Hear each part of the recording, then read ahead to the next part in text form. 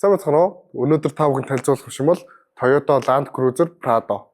Монголчууд Prado гэж яриад байдаг, хамгийн их худалдаж авдаг л гэдэг.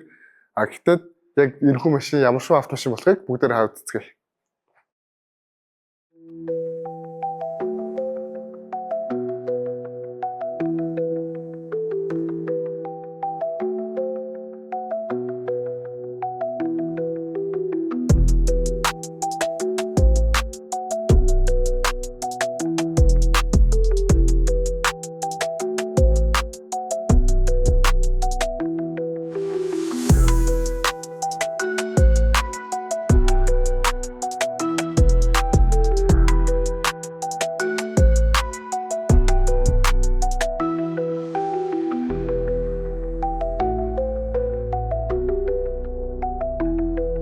Prado гэдэг автомашины хувьд гэвэл монголчуудын ерөнхийдөө яг оффроуд хөдөө орон нутаг явахад гэж ярих юм бол энэ нь хамгийн их баялаг түүхтэй хамгийн их мэддэг машинуудын нэг.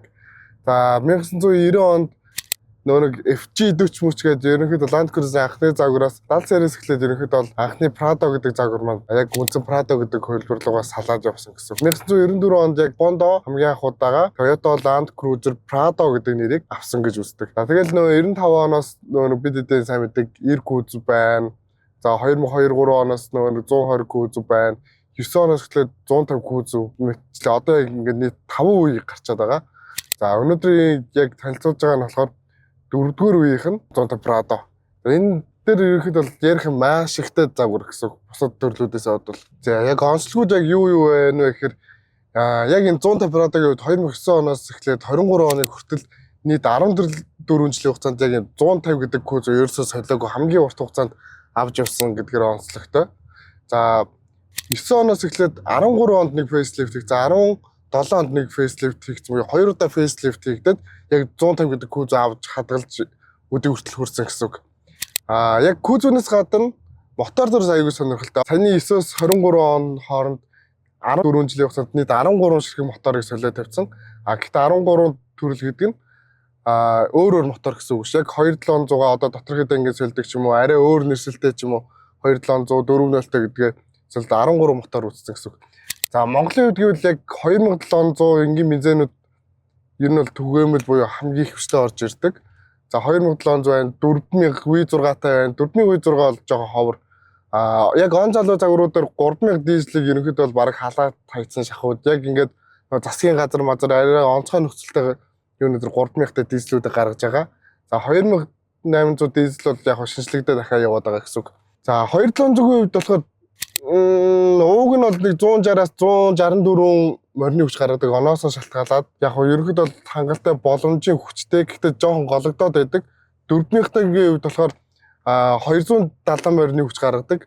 Ерөнхийдөө бол яг хүмүүсийн хамгийн их хайдаг загварууд байгаа. Дизель 2800 моторын үед гэвэл яг одоо нэг сүүлийн фейслифтээс хойш ерөнхийдөө нэлээд өндөр морины хүчтэй буюу нэг 30 орчим морины хүч нэмэгдсэн. За оноос нэг 170-аас нэг 204 морины хүч гаргадаг. Гэхдээ хамгийн том давуу тал нь 500 Нм торг шахдаг буюу нөө 4-5000 литрийн багтаамжтай нөө том хөдөлгөөртэй жипнүүдтэй өрсөлдөхүйц хүчтэй болоод ирдэг. Хорофны үед болохоор 2013 онд хийсэн фейслифтээсээ эхлээд 4 араатай араага урагшаага 6 шаталтай араа болгоод тавьчихсан.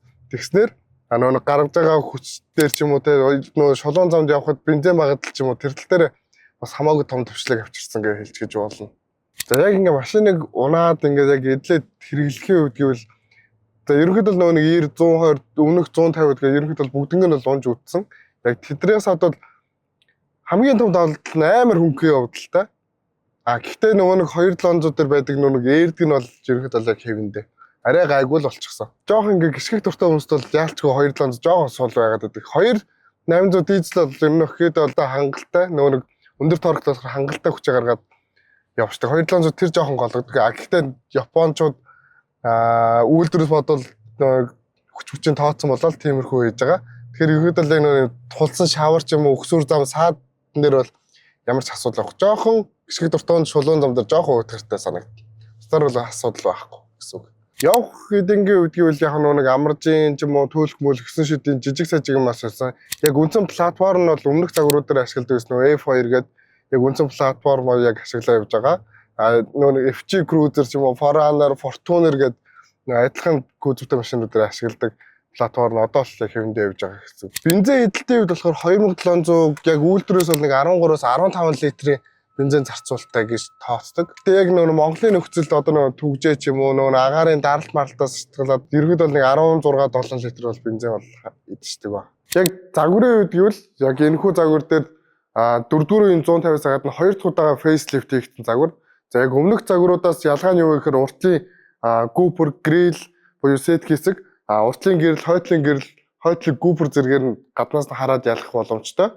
За гэрлийн үед хамгийн том ялгаа гэвэл за өмнөх загварууд дээр лед өдрийн гэрэл байхгүй байсан. За дараагийн фейслифт дээр нөө цэгэн буюу нөө нулимс дээр ийм цэгэн лед гэрэлтэйсэн бол яг энэхүү фейслифт дээр ийм туузан урт лед гэрэлтэй болж эхэлсэн байгаа.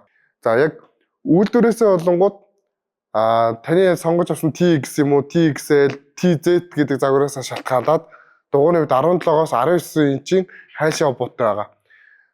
Яг Азийн зах зээлээс гадна урагшаа Хятадын зах зээл, Европын зах зээл, Австралийн зах зээлээс нөгөө Black Edition дотроо дахиад нөгөө нэг Adaptive Kappa гэдэг нэг сонин нэртэй ерөнхийдөө нэг улсаасаа шалтгаалаад өөр эдишнүүдийг гаргаад ирдэг. Тэрнээсээ шалтгаалаад дахиад нүүрний өнгө, ободны өнгө зэрэг нь бас дахиад өөр байх тохиолдлууд бас байдаг байгаа. За хэмжээний үед болонгууд за нийт урт нь 4.8 м. Ерөнхийдөө бол энэ 200-200-аас бол нэг тийм дутаад авах юм байхгүй, нэг 100-200 мм-ийн зөрүүл гардаг. За өргөн болоод өндөр нь яг адилхан 1.8 м буюу ерөнхийдөө бол яг л алтан дундаж хэмжээтэй гэсэн. Зах зээлээсээ шалтгаалаад 155 Prado гэж ярьдаг. Эсвэл нөгөө нэг short загвар гэж ярьдаг. Тэр нь болонгууд юугаар өөр вэ гэхээр одоо энэ нөгөө нэг 2 игнэтэй 5 өний судалтай загвар, 7 өний судалтай загвар гэж байгаа шүү дээ. Тэр загварууд нь болонгууд ерөөсө 2 3 алхтай болчдөг гэсэн. Зөвхөн уртлын игнэ, хойдлын багааж гэж явчихна гэсэн. Тэрнгүүрээ ялгаатай бас байгаа. За дотор салааны үед гэвэл за ерөнхийдөө Prado ер нь ийм энгийн хийцэлтэй. Гэхдээ нөгөө 70 сери бол хамаагүй загварлаг. 200 нөгөө 300-ууд бол арай жоохон дутмаг үе. Ерөнхийдөө яг л дунд чинь гэсэн. Яг стандарт байх ёстой юмнууд бүгд байна. Илүү дутуу опшн энэ тэр бол байхгүй гэсэн. За уртлын өрүүлний хувьд гэвэл хөгжмөний удирдлага болон голын нөгөө радар круиз мөрөөсөн системний удирдлагууд маань байгаа. За голын хэсэгт болохоор үндсэн хөгжим. За нөгөө хоёр дахь фейслифт хийгдсэн хэсэг дээр болохоор өрүүллийн хэлбэр болон голын дэлгэцний хэлбэр маань нэлээд өөр болоо загвар нь сайжирсан байгаа. Доор нь болохоор парны удирдлага байна. Нөгөө дөрөв нөгөө түгждэг локны системний удирдлага, болон ирчаг, суудал халагч зэрэг маань байгаа. За суудлын хувьд гэвэл одоо саяны ярьсан Европ руу гаргадаг юм уу, Америк руу гаргадаг, Азид үйлдвэрлэдэг зэрэгээс шалтгаалаад нөгөө модны детальны өнгө, суудлын өнгө, нөгөө даав байна уу, арьс байна уу гэдг нь дахиад жоохон өөр бол ялгаатай болоод ирдэг. За аюулгүй системнүүдийн үжигсэд ерөнхийдөө нэлээд боломжийн болоод ирсэн. За тэрнд яг юу ороод байна гэхээр нөгөө уртлын нөгөө цагаан шугам мэдрэгч, явгуун гарч ирэх автоматар тоорн зорьдог системнүүд ч юм уу, голын толны шууд артлыгаа харддаг нөгөө камерын толтой болчихсон. Blind spot буюу нөгөө толон дээр гэрэл асч нөгөө тохио өгдөг системнүүд байна. Өөрөө хурдаад хөгжиж болж байна. Уртлын машинаа дагаж болж энэ зэрэг системнүүдээр бүгд нэмэгдчихсэн байгаа. Одоо нөгөө хоёр дахь фейслифтээс эхлээд яг ингэ нэг өмнөх загваруудаар яг нэг юм байдаг гэсэн. Ингээд жолоочяг ингэ суугаад ингээд тааруулсан үед нэг ингээд нэг одоо прус барьж байгаа шиг хамраа ингэ өлөөжж харж мардаг. Одоо энэ дээр тийм байхгүй болц. Одоо энэ өрүүлийн хэлбэр нүртэл ингээд барай явахад тухтай. Тэгээ нөгөө 200 шиг юм бөмбөр өндөр хамартай болсон болохоор ингээд яг юм унаа явж байгаа мэдрэмж нь айгүй нэг тийм гоё сүртэй нүсэр машин зунж байгаа юм шиг мөртлөө нэг юм тухтай мэдрэмжтэй болчихсон байгаа. За арын суудлын үед бол ерөөд бол нэлээд боломжийн тухтай, зай томтой, бас нөө илүү дутуу байхгүй яг лүктэй бол та жоохон уналтаа орж ирдэг. Prado дээр хойдлын суудлын дээр нэг л шүүмжлэлтэй асуудал байгаа. Тэр нөгөө нэг юм шорон зам дээр явахаар ийм духгүй мөртлөө нэг юм бамбалцсан юм зөөлх юм шиг мэдрэмж өгөх гээд тэр л жоо сул талчаад. Бусдаар бол нэг тийм илүү дутуу юм байхгүй. Ер нь бол боломжийн болчихсон. Харин 3 дугаар игнэний сандалны үед гэвэл яг харьцангуй 3 игнэтэй нөгөө 200-ийн 205 талын үед бол жиргэд нэлээд юм давчуу болчдөг байхгүй юу? Prado дээр илүү нөгөө өндөр өргөн жижигхэн мөртлөө 3 дугаар игнэний үед хамаагүй том зайтай юм шиг санагддаг. Мөн дээрээс нь 3 дугаар игнэ нь автомат суудалтай. Тэр нь амар том давуу тал болж байгаа. За арын хэсгийн үед гэвэл ерөнхийдөө нөгөө бөөрийнхний загварууд нь ер нь нэлээд тэгш хэмтэй болоод ирсэн. Хойдлын гэрэлнүүд нь яг лед бол биш. Гэтэ яг ерөнхийдөө харахад айгүй загварсадтай LED шиг харагддаг. Яг нөгөө өмнөх 120 ч юм уу 150 өмнөх сэрүүд дээр яг гэрлэн нөгөө хүмүүс амар их facelift хийж яадаг амар загварсадтай болчихсон. За 150-ууд дээр яг DNH болгоод аваад үлдчихсэн хамгийн гоё зүйл нь болохоор хойдлын цонх нь ингээд багажнаас тустай давхар онгоодог. Хойдлын багажны хувьд гэвэл хажуу талаас онгоодог. За дотор зайны хувьд гэвэл ерөнхийдөө хойдлын нэг 3 дахь нэг сандал боссон тохиол 120 литрийн багтаамжтай. За унсан тохиол 620 литрийн багтаамжтай. За яг 2 дахь нэг сандлыг унгаас тохиол нийтдээ ингээд урт болсон тохиолдолд 1800 литрийн багтаамжтай байгаа. За хойдлын сандал маань уртлаасаа автоматар эсвэл хойдлоосоо босдмоо байдал давхар автоматар унгааж босох боломжтой. За доотлын хэсэг бол онгоохгүй, доорох багажнууд маань хойдлын хаалганы хавц болон хажуу талын хавцнууд дээр шингээгээд өгчихсөн. Запас дугууны үед бол доороос сойлттой байдлаар авч явдаг гэсэн үг. За ингээд Toyota Land Cruiser Prado 150 марк автомобилийг танилцуулж дуслаа. Дараагийн машинаар уулзцгаая.